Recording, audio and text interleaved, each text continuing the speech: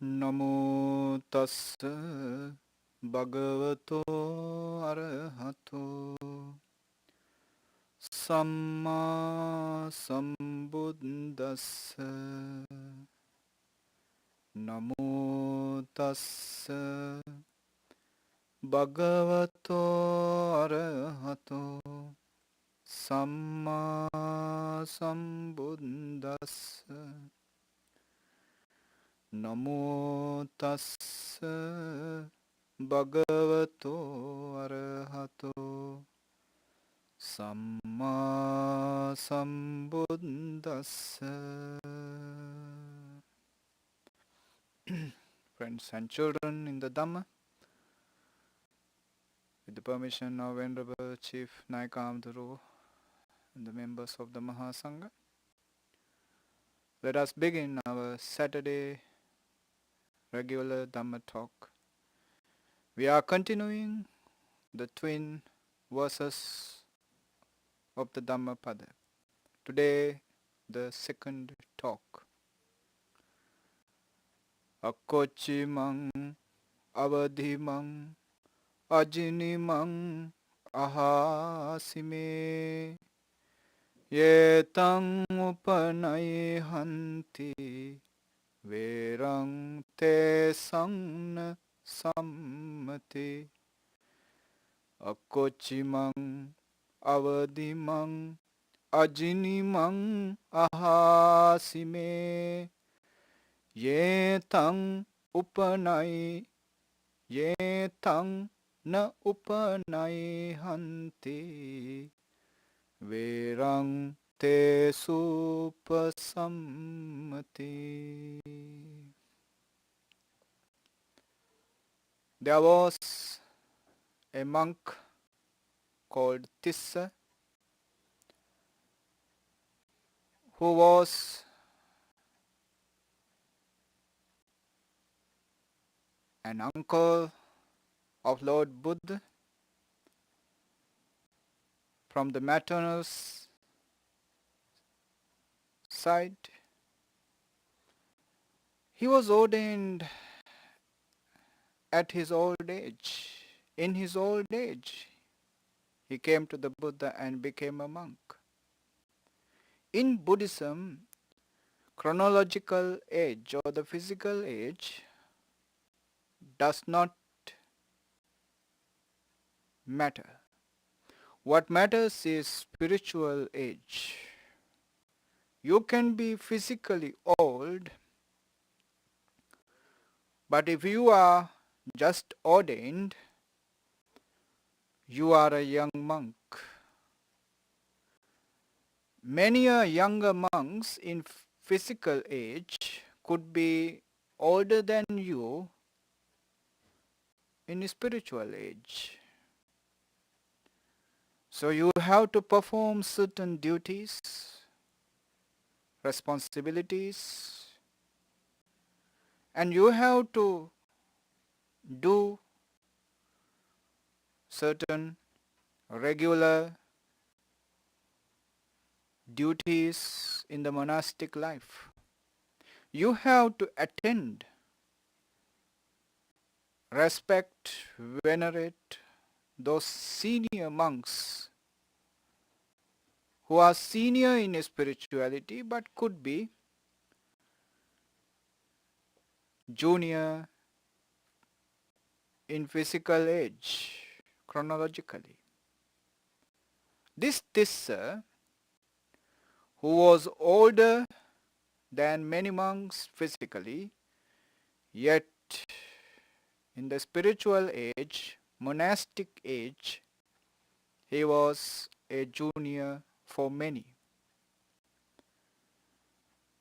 But since he was an uncle of Lord Buddha, he took this into his heart and he started behaving like a senior monk.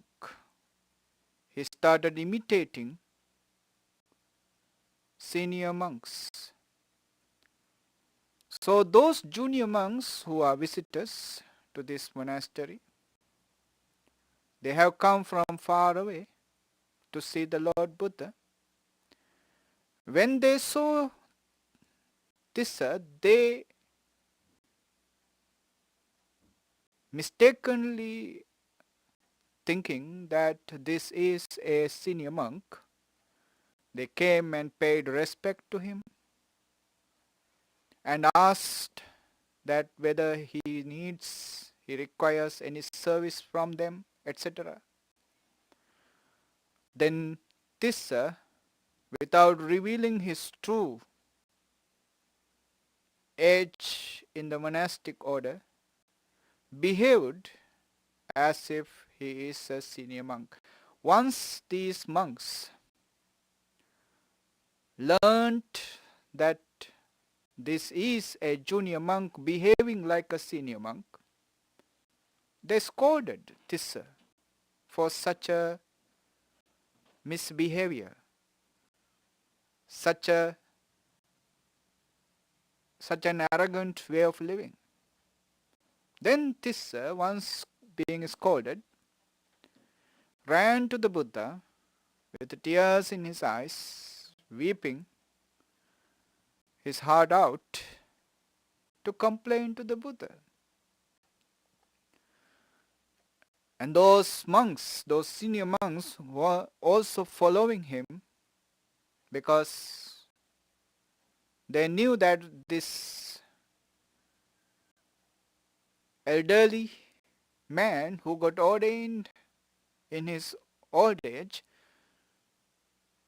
could gossip, could say stories against them.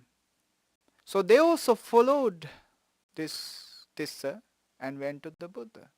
They all paid respect to Lord Buddha and sat down. Once they sat down, Lord Buddha asked Tissa, Tissa, why you came here like this, weeping with the tears in your eyes? Then Tissa said that those monks abused him, scolded him. And that's why he came to complain about those monks. Then the Buddha asked him, where were you? Where were you when these monks scolded you? Tissa said, I was in the hall where all these visiting monks gather.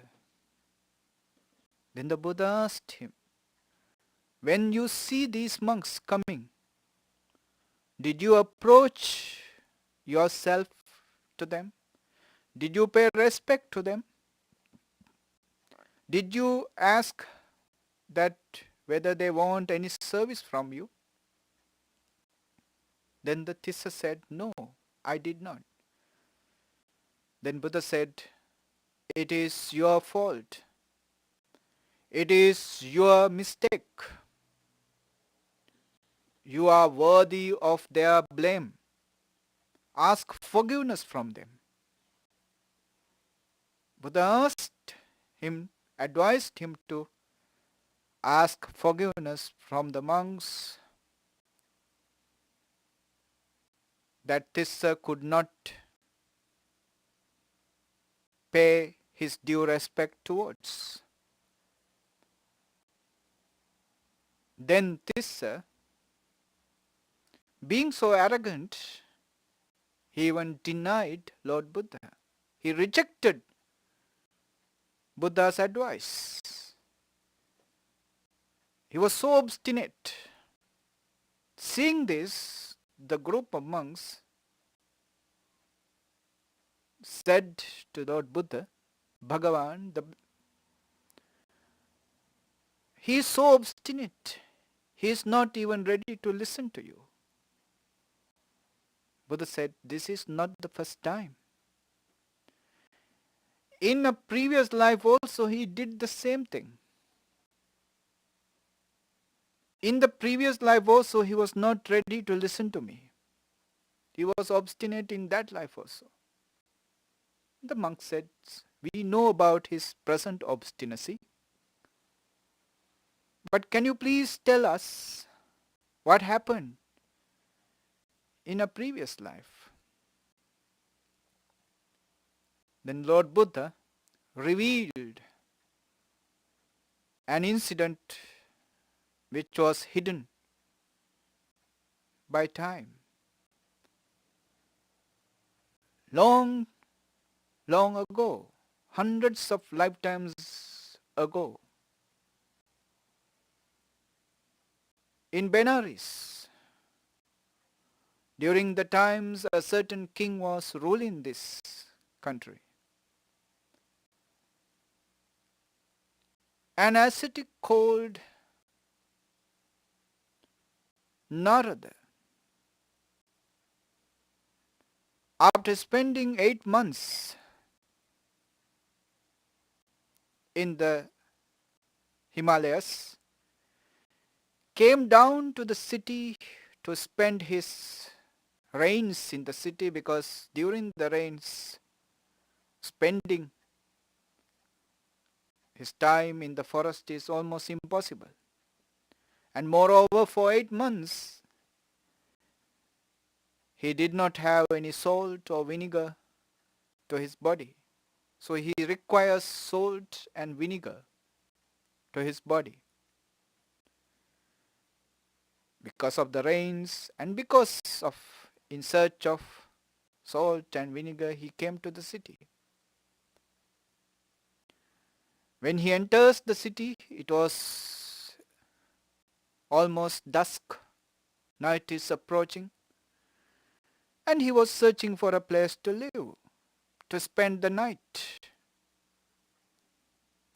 At that time, there were no guest houses. There were no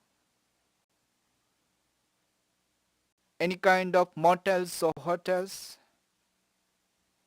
Usually these ascetics, when they come in to the city, for their dwelling, they find the potter's workplace. Usually the potters, they had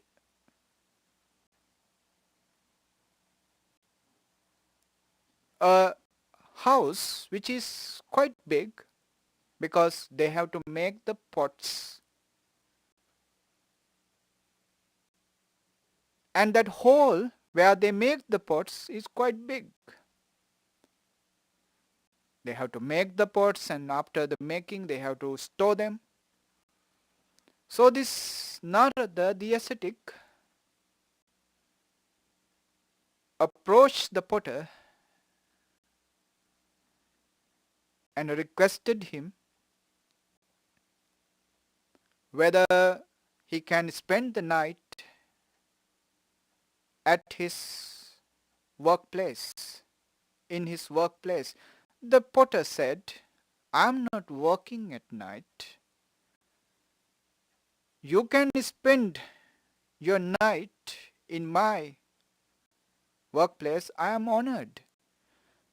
I'm so happy to help you for the lodging for the night. I'm so happy to help you with this lodging. But there is a problem. Before you, another ascetic came. He is already there. I gave him the opportunity. I welcomed him. So if he is okay, if he is alright, that you also to spend the night in the same place, I'm alright." So this ascetic Narada went to the potter's workplace and asked for permission from this ascetic who had come earlier. Of course, he got the permission, and they exchanged greetings. And when the night is approaching, Narada found a place, a corner of the hall, and he prepared to sleep. And he mentally noted where this other ascetic is making his bed to sleep. Because at night it is completely dark. In that extreme, acute darkness, you cannot see the other guy who is sleeping in the hall. But what happened was, this other ascetic changed his sleeping place during the night. Instead of sleeping at a corner of the building, he changed his sleeping position across the door. And at night, Narada wanted to go out, and when he was walking out, he accidentally trod upon the lock of the other ascetic who is sleeping across the door. The other ascetic, being angered, he was angered and asked, "Who is this?" Narada said, "My friend, it is me." This angry ascetic scolded him, "You false ascetic, you false meditator, you intentionally walked upon my lock of hair. This is a great insult for me."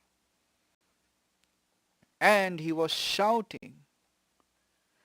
He was shouting at this Narada the ascetic. But Narada knew very clearly that this was not something that he intentionally wanted to do. This is an accident. He was not aware that the other ascetic has changed his place of sleeping.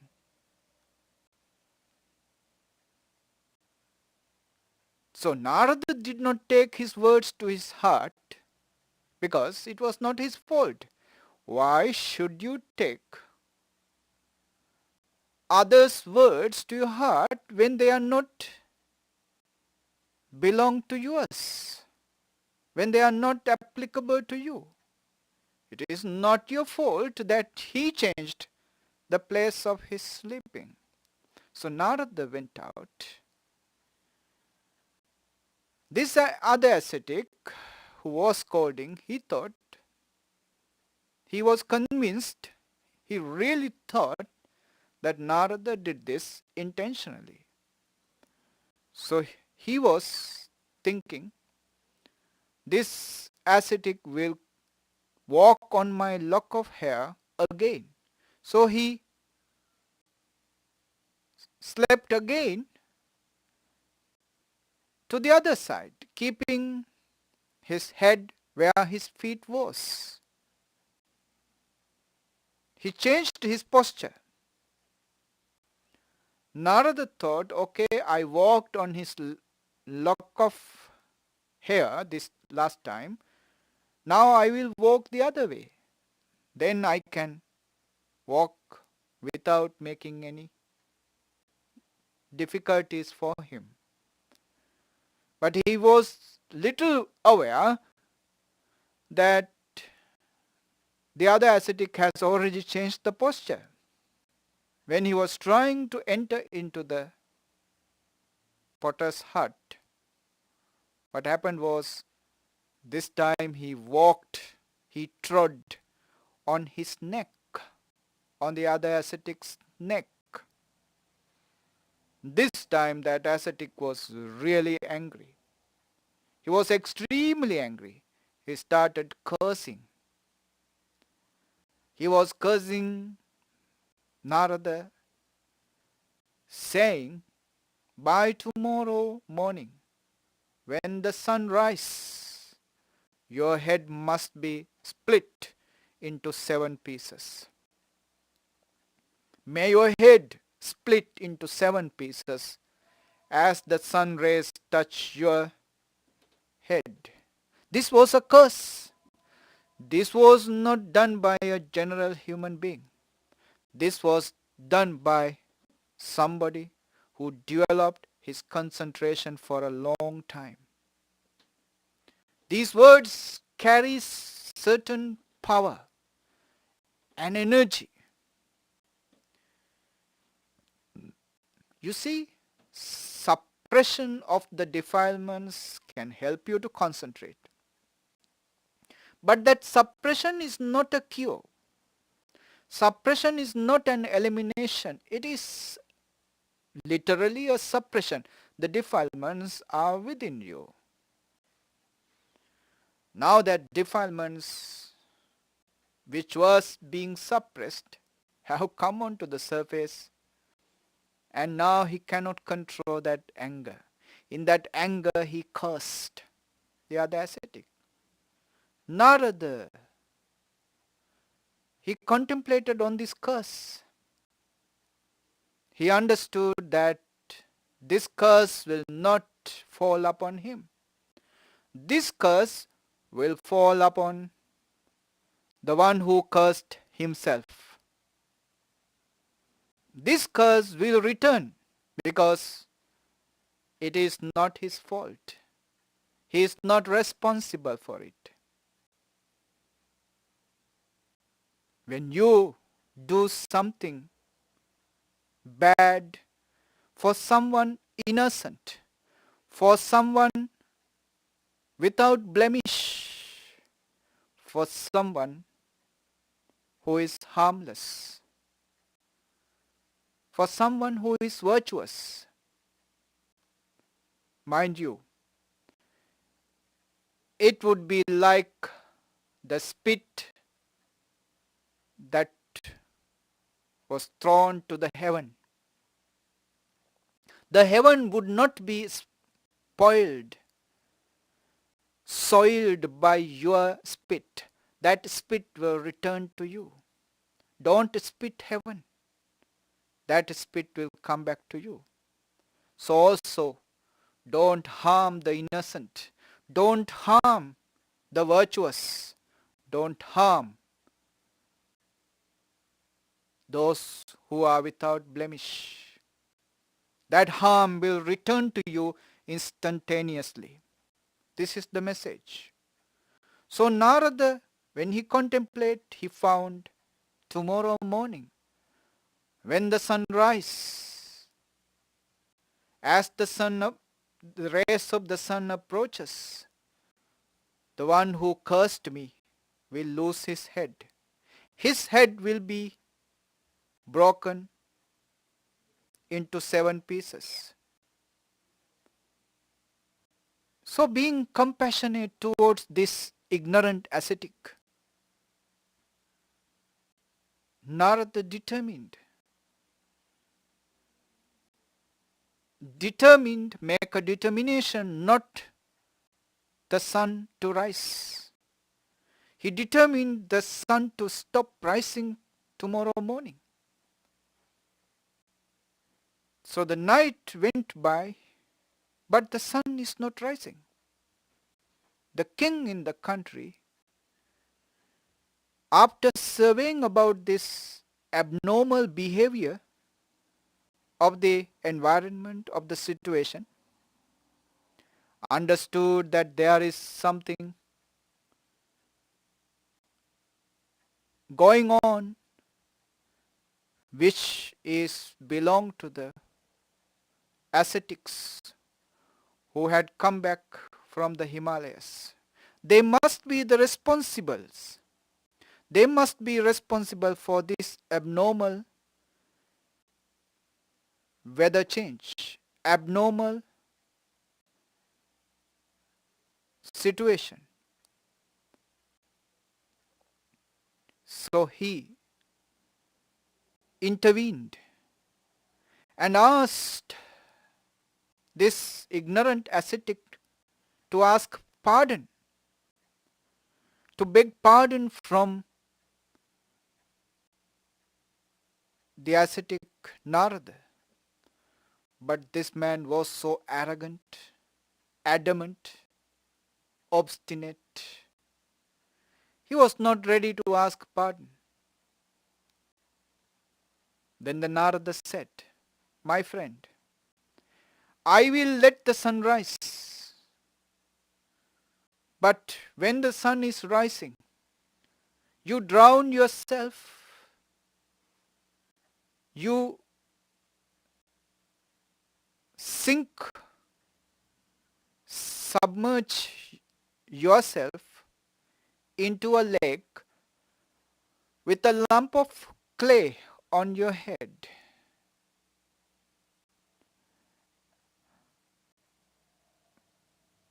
This ascetic, he did so, and it so happened when the sun rays touched that lump of clay, it splitted into 7 pieces. After that, he emerged from another place of the lake and ran away. Now, this incident, this story has some areas that we cannot be agree. Some people will find it hilarious. How come somebody can stop the sun rising? But legend is legend. When a story comes from mouth to mouth, from generation to generation, there can be significant differences from the actuality to the imaginary. Yet,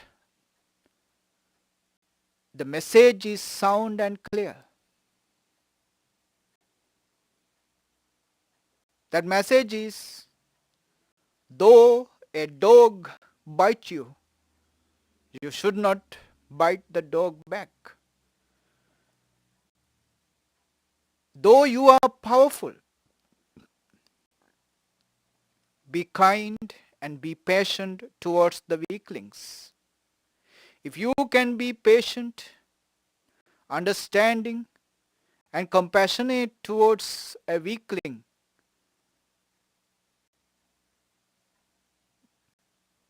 though you can attack, punish, though you are powerful than that person, that is the one who is wise, who is noble, who is an Arya, a noble person, who is the Aryan. Based on this incident, Buddha uttered these 2 stanzas. Akochimang avadhimang ajinimang ahasimi. We are hanging over our past incidents which hurt us, the people who hurt us in the past by akochi, by being abusive,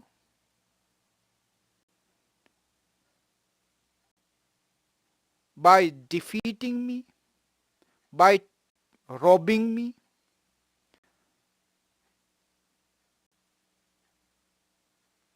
by being harmful to me, by beating me, in whatsoever manner. If somebody hurts you in the past, how long you are carrying, continuing your grudge against that person? Again and again, that past incident repeat in your mind and torture you. You are keeping that grudge against a person, saying that he abused me, akochimang, avadimang, he hit me, beat me, ajinimang, he defeated me, ahasime, he robbed me. And all the other way of hurting me.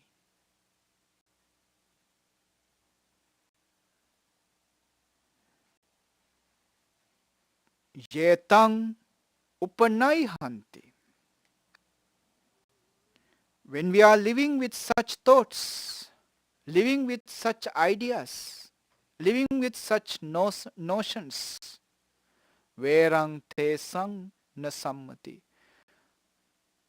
The hatred between them will never subside, will never eliminated.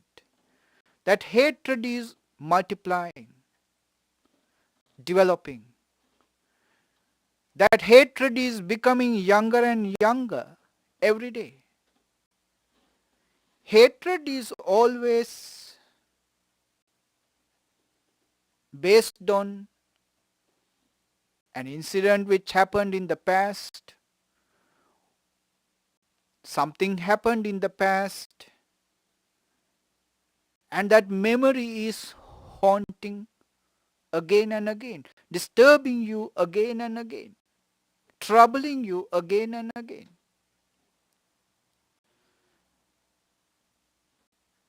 Our mind is such that when something bad happens, what does it mean when we say bad? When it hurt our ego,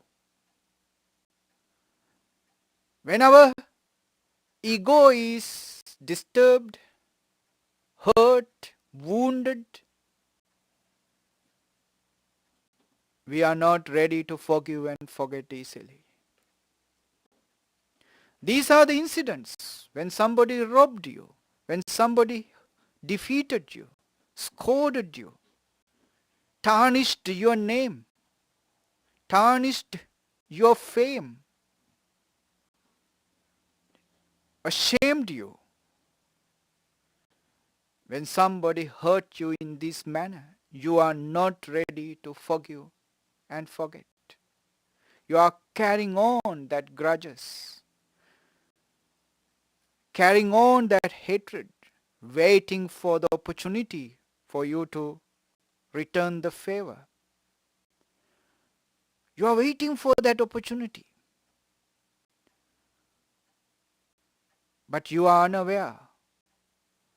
By carrying that garbage from the past to the present, you are hurting yourself. You are wounding yourself. You are destroying your happiness, your peace by this garbage on your shoulders. So Buddha says, hatred never appeases hatred. When you are carrying that hatred day in, day out, again and again,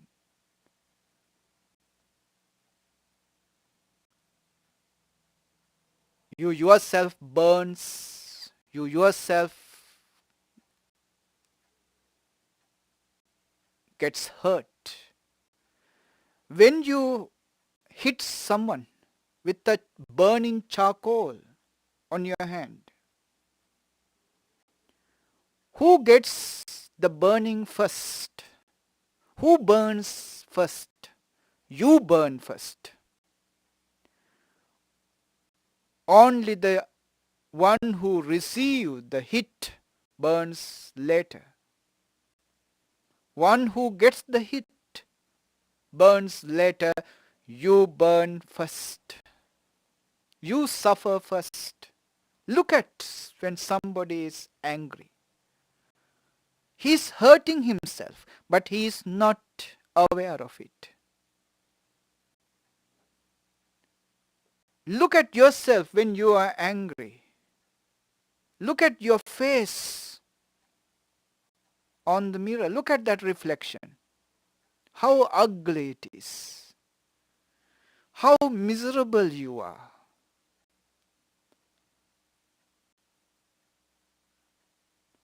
You are not aware of it. You don't know how sad, how troubled, how disturbed you are when you are angry. So anger is a sickness, a wound, and you are scratching it without letting it heal. How to let it heal? You let it go. You let it go, understanding that this memory is a garbage that I am carrying. Understand that carrying this garbage just a suffering that I am carrying. With that understanding, you forgive and forget. To forget, you have to. It is a must. You have to forgive. And that forgiveness happens with that understanding. Understand, forgive, and let go. Forget. Understand that the humanity is full of flaws, full of weaknesses. Being driven by anger, jealousy, hatred, he hurt me. He was not driven by compassion, love, when he hurt me. He hurt me being driven by anger and hatred in him.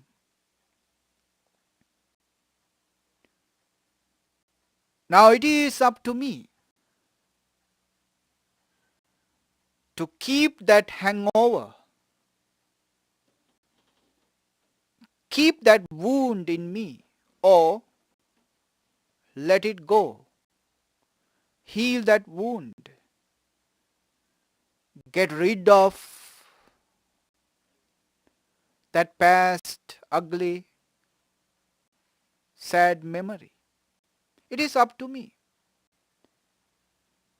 If I am to keep that memory again within me, again and again that wound come up, and I am in misery.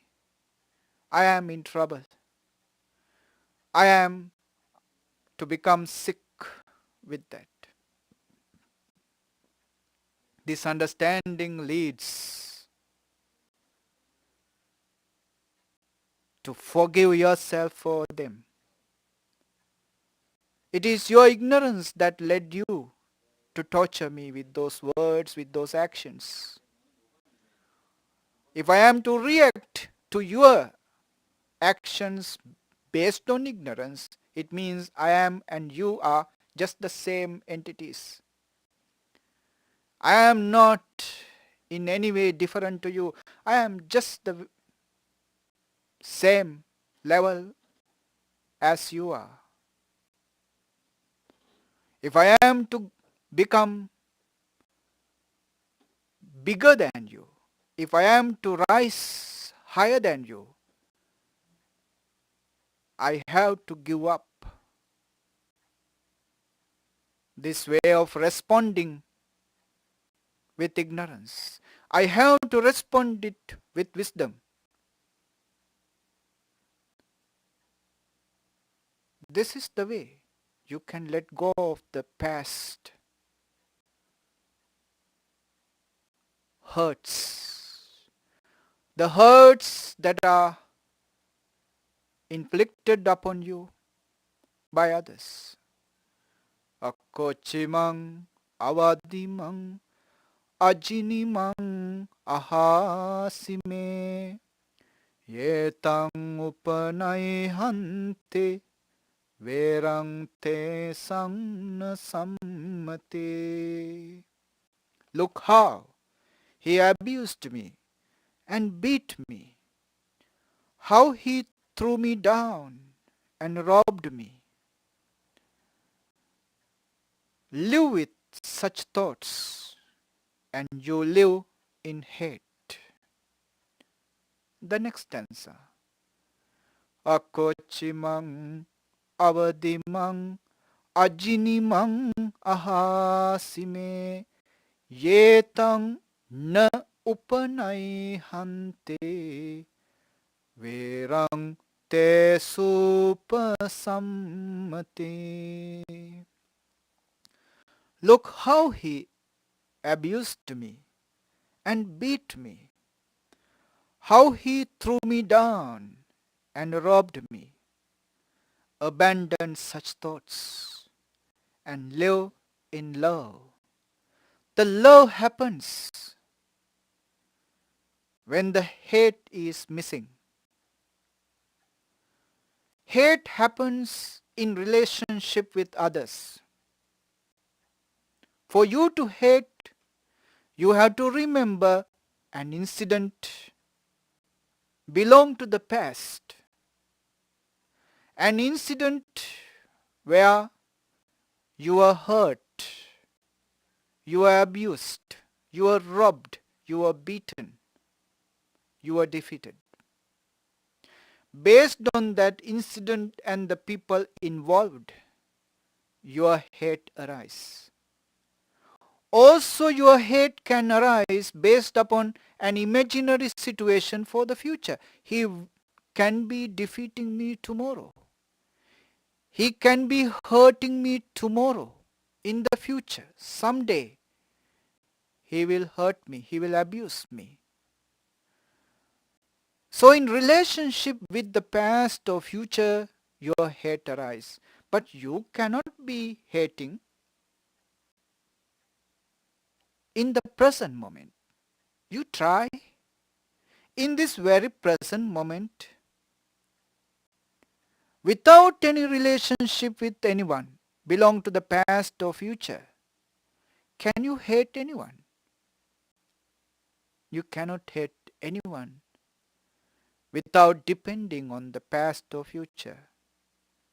When you are absolutely in the present moment, what you can do is being in love, being unconditionally loving. But this unconditional love is something unknown to us. Our love, we know, is the other side of the hate. It is conditioned. Someone became beautiful to you. Someone treated you nicely. And based on that, you are in love with that person. But once scratch a bit, once that person changed, once that same person who were kind to you, nice to you, treating you beautifully, changed his way of behavior towards you. Once that person's words starts hurting you, troubling you, that same love turns into hate. You can see those people who are cold in love, continuously, constantly fighting. They are in love but fighting. Fighting and love, can they happen together? Can they happen if there is any kind of actual love? The actual love is unconditional love. If your love is based on a condition, remember, when the condition changes, love turns into hate. So it is not the actual love. Actual love has no condition. But the opposite of hate has a condition. The opposite of hate you can designate as love, but it is not the real love. The real love has no condition. There was a meditator who was called Shantivadi, a former life of the Buddha, former life of the future Buddha. Shantivadi. He is a person who is extremely patient, ultimately patient. A cruel king wanted to test his patience. He beat this meditator. He beat this meditator severely and asked him, "Are you still patient?" The meditator said, "May you be well and happy. That's all. My patience is not in the body." And this cruel king started cutting off his limbs. Right leg, left leg. Every time asking him, "Are you still patient? Do you still have patience?" Reply is just the same. "May you be well and happy." He cut off right hand, left hand, his ears, his nose, and then asked him again and again, "Are you still say that you have patience?" At each time, the answer was just the same. "May you be well and happy. May you be well and happy." This is the ultimate sense of love. My love doesn't change according to your differences. My love doesn't change according to the conditional changes, according to the differences in the circumstances. My love is always there. To the enemy who hurts me, to the friend who treats me, to the one who takes care of me, to the one who tries to hurt me, my love is there. It is unconditional. Love, such unconditional, such a love without depending on any differences, good or bad, is a love without conflict. But if there is a love that you think you have, just survey, just have some investigation within yourself. If this person I call, I am in love, when that person changes his or her behavior, attitudes, the way he is or she is talking, behaving, can I be in that same love? When that person so beautiful now, getting older, losing that beauty little by little, can I be in that same love? If your love is conditional, remember, it is the opposite of hate. That's all. It has no essence within. It has no solidity within. It has no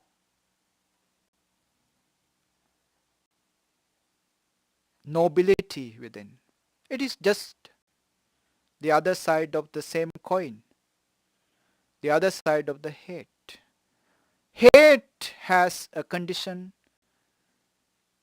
love has a condition. Your love has a condition. But the love of a meditator, love of Lord Buddha, love of an enlightened being is unconditioned. Do not does not depend on anyone. It is independent. It is the nature of his heart because he is in the present moment. Past irrelevant, future irrelevant. In the present moment, only the love is there. May all be well and happy. Es Dhammo Sanantano. This is an eternal law. Let's share these merits together with Devas and departed ones. Akasatta cha bummatta devanaga mahiddika punyantang anumoditva chirang rakkantu lokasasanang chiran rakkantu desanang chiran rakkantu mam paranti idang me ñātinang hotu Sukhita hontu ñātayo. Idang me ñātinang hotu.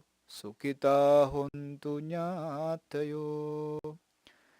Idang me ñātinang hotu. Sukhita hontu ñātayo. Blessings for you. Dukkharoga bhayavera soka sabbe upaddava anekantaraya pi vinassantu ca tejasa jaya siddhi dhanang labhang sotti bhagyan sukham balang siriyayu ca vanno ca bhogang buddhi ca yasava Satavassa cayu ca jiva siddhi bhavantu te ayurarogya sampatti sagga sampatti meva ca ato nibbana sampatti iminate samijjatu sadhu sadhu sadhu. Good night everybody.